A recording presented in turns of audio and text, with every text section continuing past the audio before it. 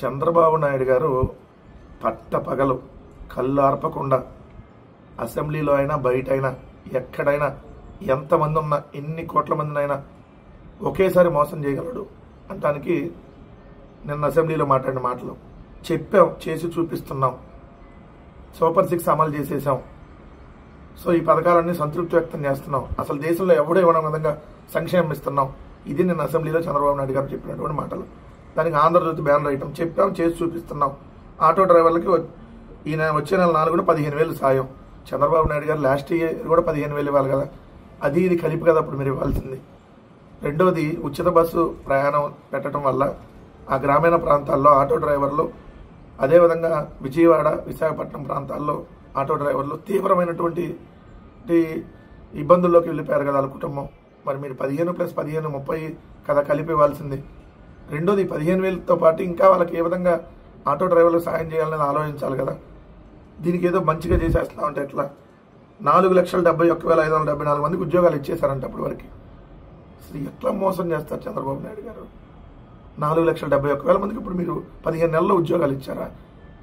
అంటే రోజుకి 1000కి పైగా ఉద్యోగాలు, గంటకు 43-44 ఉద్యోగాలు. రాత్రి నిద్రపోతున్నప్పుడు కూడా ఆ గంటలో కూడా 43-44 మందికి ఉద్యోగాలు ఇచ్చేస్తున్నారు మీరు.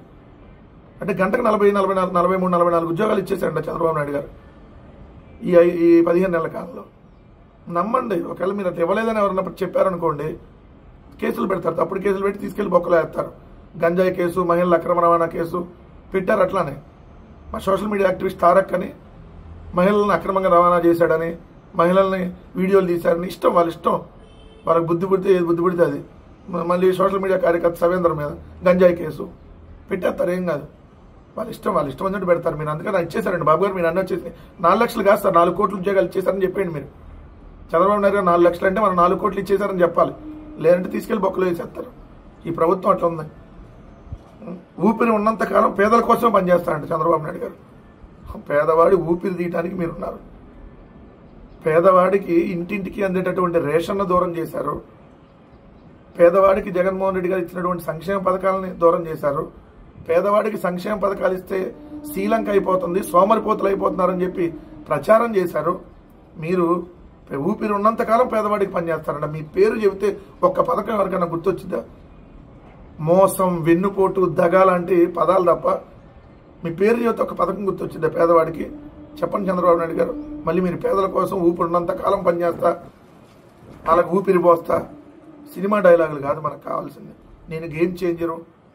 మీరు పేదవాడిని తీసుకెళ్ళి ఆల్రెడీ ఎవరైతే ధనికుల దగ్గర తాకట్టు పెడతా ఉన్నారు 4 P'ల్లో, అది P4, ఇంకో 3 P'లు అంటే P3, అంటే దానిలో భాగంగా పేదవాడికి ఆరోగ్యాన్ని దూరం చేస్తున్నారు. ఏదైతే పెద్ద ఆసుపత్రులను దూరం చేసి ప్రైవేట్ పరం చేస్తూ పేద పిల్లలు చదువుకునే విద్యను దూరం చేస్తున్నారు. మళ్ళీ మీరు పేదవాడి కంటే ఊపిరి ఉన్నంత కాలం మీరు పనిచేస్తారంట.